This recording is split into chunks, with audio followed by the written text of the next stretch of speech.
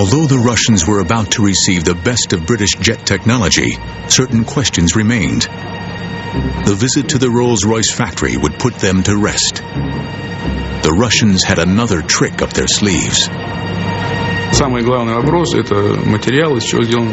The most important question was, what were the blades made of?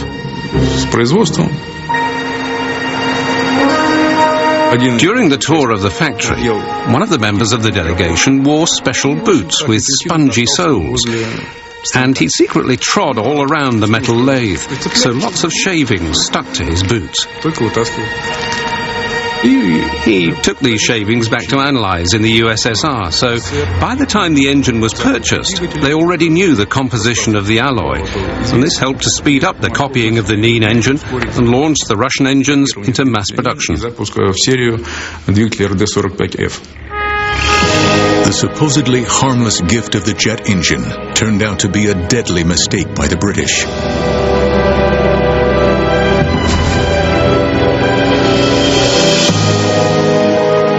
The Rolls-Royce jet engine was quickly copied, and Stalin at last had his new generation of jet fighter aircraft.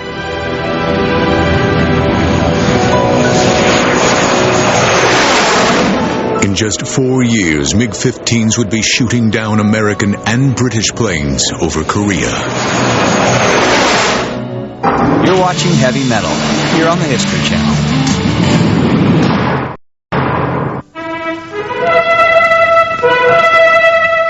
The Tuchina Air Show, Moscow, July 1949. A new generation of Soviet MiG-15 jet fighters are paraded in front of Stalin and the public for the first time. The MiG designers Mikoyan and Goryevich had been awarded the Stalin Prize for their winning design. The MiG-15 had a maximum speed of 652 miles per hour and was capable of flying at 50,000 feet. It was given powerful armament with two 23mm and a single 37mm cannon. Most of the pilots who flew the MiG-15 were enormously impressed. My first impressions are hard to describe in words. In the MiG-15, the conditions for the pilot were wonderful. It was designed with love. The view was fantastic, because the cockpit was right at the front of the plane. While I was flying, it was like gliding over a precipice.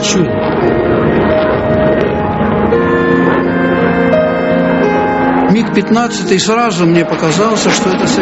MiG-15 at first sight seemed to me to be like a new day in aviation. I can't describe it in words. It was indescribable. First of all, silence, as if the plane was standing still on Earth. No vibrations, no noise. The speed's going up, 600, 700, 800. You feel overwhelmed. You just want to break into song.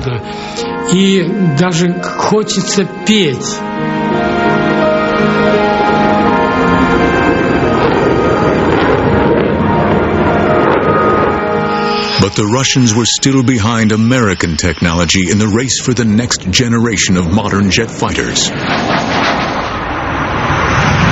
In the spring of 1949, a U.S. Air Force F86 Sabre jet had flown supersonic for the first time. The F86, frankly, stood out in this field because of its graceful beauty and the fact that it was an airplane now with a jet engine, which we thought would be very simple, like turning a valve on to go and turning it off when you want to stop. It wasn't quite that simple. But nevertheless, it was a fantastic advancement in aeroscience. Within a year of these outstanding developments, the American F-86 pilots would be locked in bitter combat with Russian MiG-15s over the skies of Asia. For the pilots of both countries, flying in the jet age would require new skills. Russian test pilots were worried about the tendency of the MiG to go into uncontrollable spins. One of its test pilots was killed after putting the MiG into a spin. Я испытал на штопор 22 типа самолетов. I have tested 22 types of planes for spinning characteristics. A spin has always been a difficult element of flying. In all planes, there were incidents when a pilot could not get out of a spin. When you are spinning, you have to switch off all your normal reflexes. Spinning out of control is every pilot's nightmare. To survive in the jet age, the MiG pilots needed to keep a cool head and handle the aircraft with great sensitivity. Для этого надо психологически как-то, значит, себя переломить. You have to overcome your instinctive responses. This is what made the MiG so different from all previous planes. Самолетов предыдущих. On May Day 1950, the MiG-15 flew past an unsuspecting audience in Moscow's Red Square in full view of Western diplomats. The intelligence failure of the Western observers to recognize Stalin's new powerful weapon in the skies above would have disastrous consequences.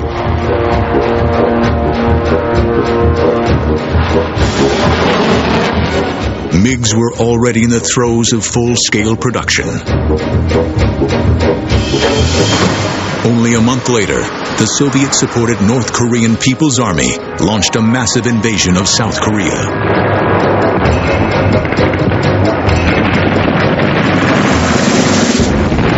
Stalin thought that the communists could invade South Korea without generating any military response from the West. Yes, there'd be the usual diplomatic protests, but it wouldn't go any further than that.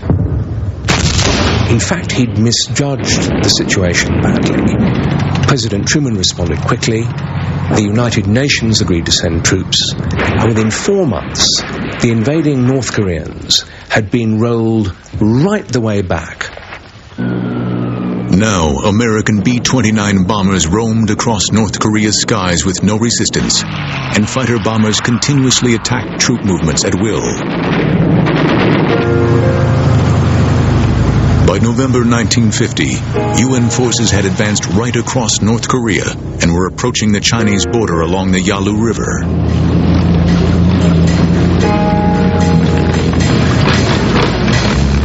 Mao Zedong, the Chinese communist leader, needed a cause to unite his young nation. The American advance to China's border provided the perfect opportunity. On Thanksgiving Day 1950, advanced units of the UN force in North Korea paused along the Yalu River, the border with China. On the following day, tens of thousands of soldiers of the Chinese People's Army stormed out of the mountains and attacked the UN forces.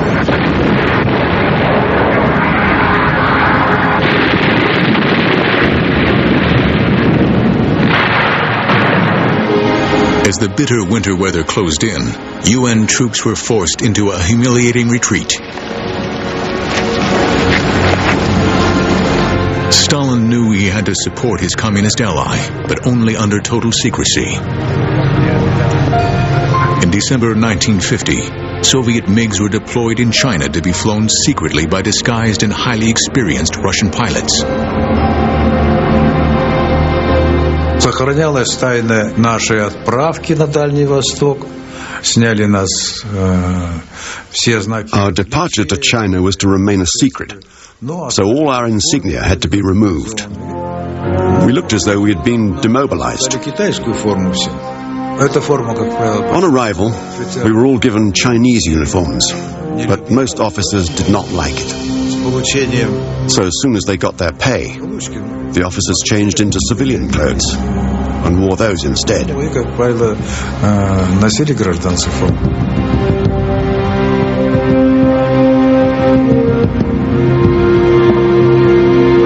Мы, когда прибыли в район боевых действий на аэродром When we arrived at the area of military action at Antung airfield, it was the time when the Americans had superiority of the air. But as our squadrons appeared there, we took the air supremacy away from them by attacking their piston fighter planes and bombers. поршневыми самолетами и бомбардировщиками. The sudden appearance of this new Soviet jet fighter would throw the West into a state of shock.